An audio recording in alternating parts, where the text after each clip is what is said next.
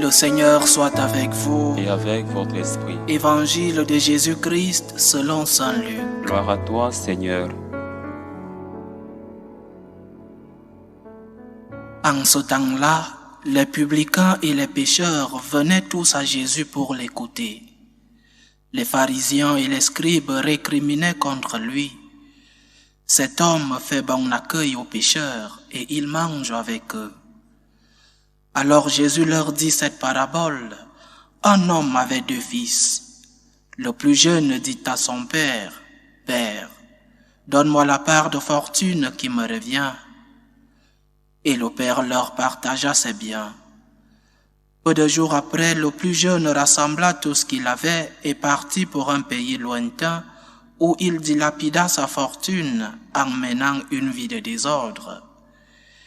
Il avait tout dépensé quand une grande famine survint dans ce pays et il commença à se trouver dans le besoin. Il alla s'engager auprès d'un habitant de ce pays qu'il envoya dans ses champs garder les porcs. Il aurait bien voulu se remplir le ventre avec les gousses que mangeaient les porcs, mais personne ne lui donnait rien. Alors il rentra en lui-même et se dit, « Combien d'ouvriers de mon père ont du pain en abondance, et moi ici, je meurs de faim. Je me lèverai, j'irai vers mon père, et je lui dirai, « Père, j'ai péché contre le ciel et envers toi. Je ne suis plus digne d'être appelé ton fils. Traite-moi comme l'un de tes ouvriers. » Il se leva et s'en alla vers son père. Comme il était encore loin, son père l'aperçut et fut saisi de compassion. Il courut se jeter à son cou et le couvrit de baisers.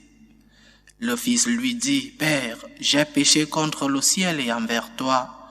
Je ne suis plus digne d'être appelé ton fils. » Mais le père dit à ses serviteurs, « Vite, apportez le plus beau vêtement pour l'habiller, mettez-lui une bague au doigt et des sandales aux pieds, allez chercher le veau gras, tuez-le, mangeons et festoyons, car mon fils que voilà était mort, et il est revenu à la vie.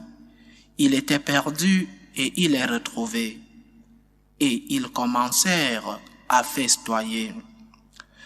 Or le fils aîné était au champ. Quand il revint et fut près de la maison, il entendit la musique et les danses. Appelant un des serviteurs, il s'informa de ce qui se passait. Celui-ci répondit, « Ton frère est arrivé et ton père a tué le veau gras parce qu'il a retrouvé ton frère en bonne santé. » Alors le fils aîné se mit en colère et il refusait d'entrer.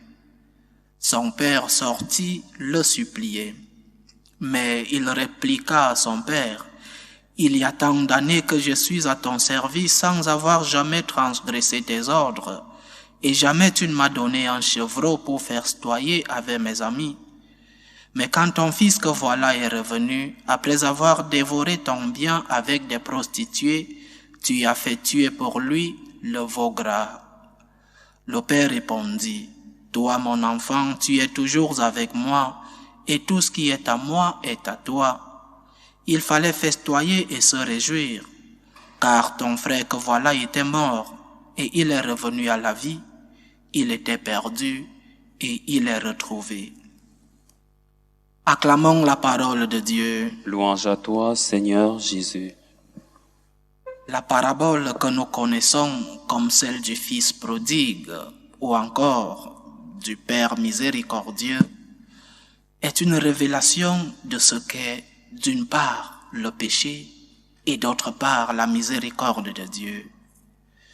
La définition classique donnée par les pères de l'Église du péché, en latin, est aversio a Deo, conversio ad creaturas, c'est-à-dire une aversion, un éloignement de l'homme de Dieu, et une conversion de l'homme, un attachement de l'homme aux autres créatures, au bien de la terre.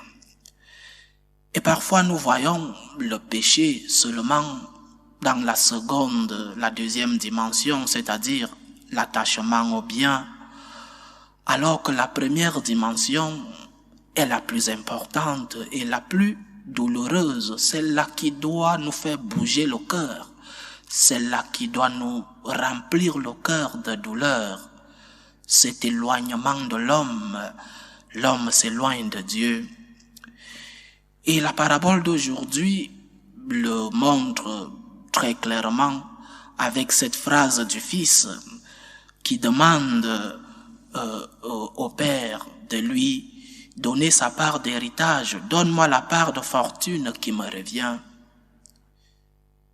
Quand nous voyons un enfant demander son héritage à ses parents alors que ceux-ci sont encore vivants, ça a une seule signification, c'est que l'enfant veut prendre une indépendance absolue. Il veut vivre éloigné de ses parents. Une renégation des parents par ses fils.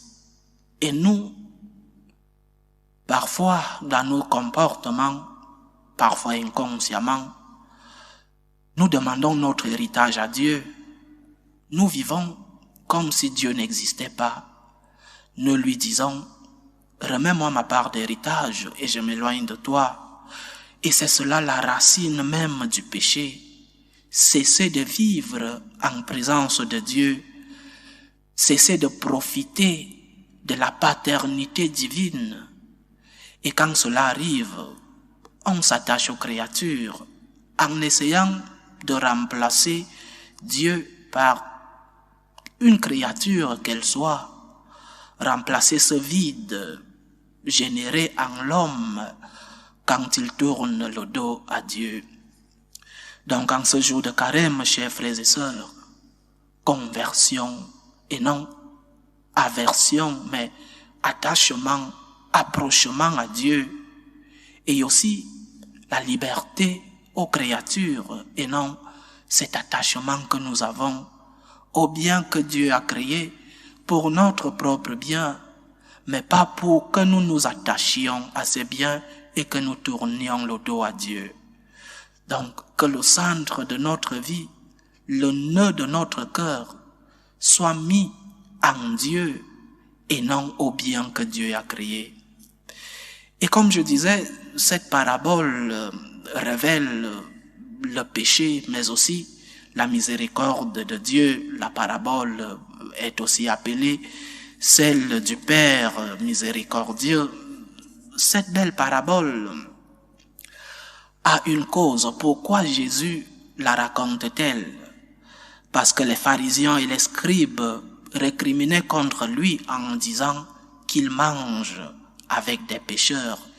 L'Évangile dit, cet homme fait bon accueil aux pécheurs et il mange avec eux.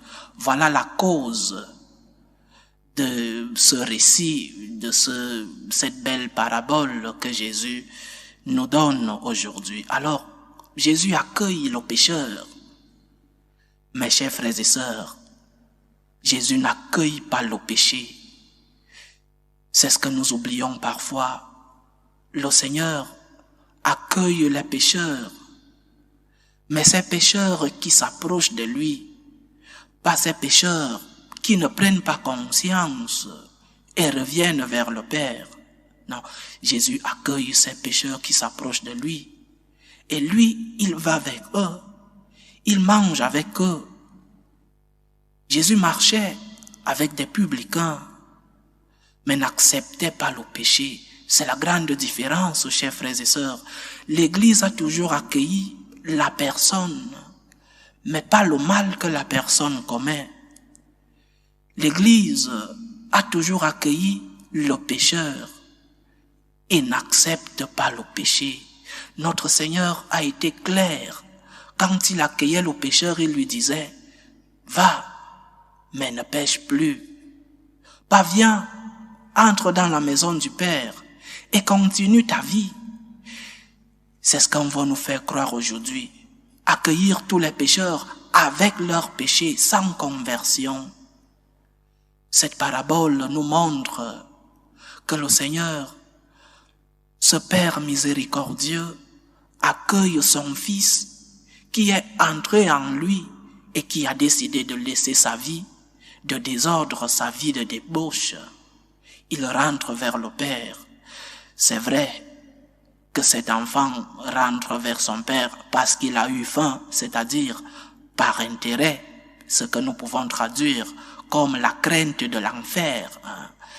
Nous rentrons parfois vers Dieu parce que nous avons peur de l'enfer, ou alors parce que nous allons vers lui pour tirer un intérêt particulier, mais pas par amour. Cet enfant ne s'est pas soucié de la tristesse de son père, de la douleur que son père a dû éprouver pendant toutes ces années que son fils a vécu loin de lui, mais il s'est soucié de la famine, de ses bons plats de la maison de son père, mais il n'y a pas d'amour pour son père. Mais le père le reçoit, il est heureux de voir son fils revenir. L'Évangile dit qu'il l'a vu venir de loin, c'est-à-dire qu'il était en train de l'attendre. Et c'est comme ça notre relation avec Dieu.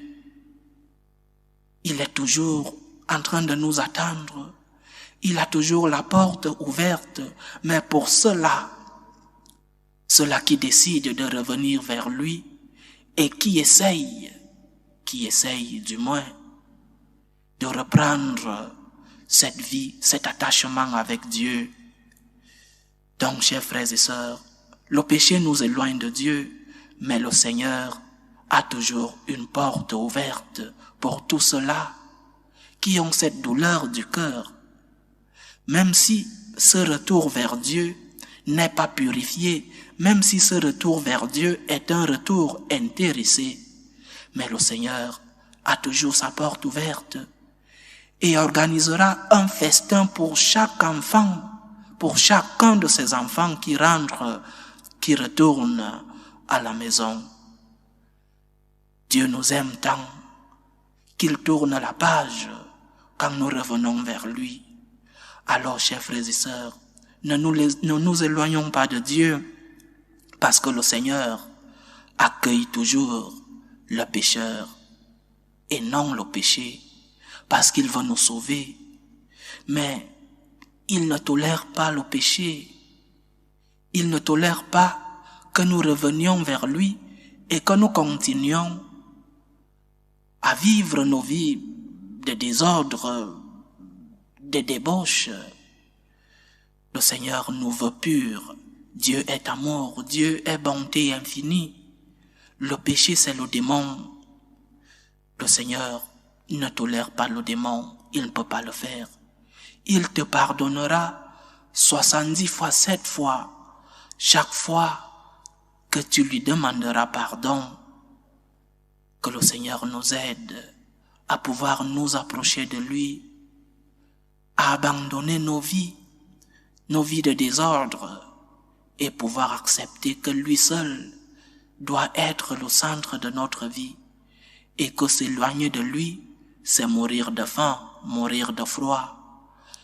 Que le Seigneur nous aide à avoir cet esprit en ce carême, cet esprit de conversion, cet esprit de retour vers la maison de notre Père. Loué soit Jésus-Christ. À jamais.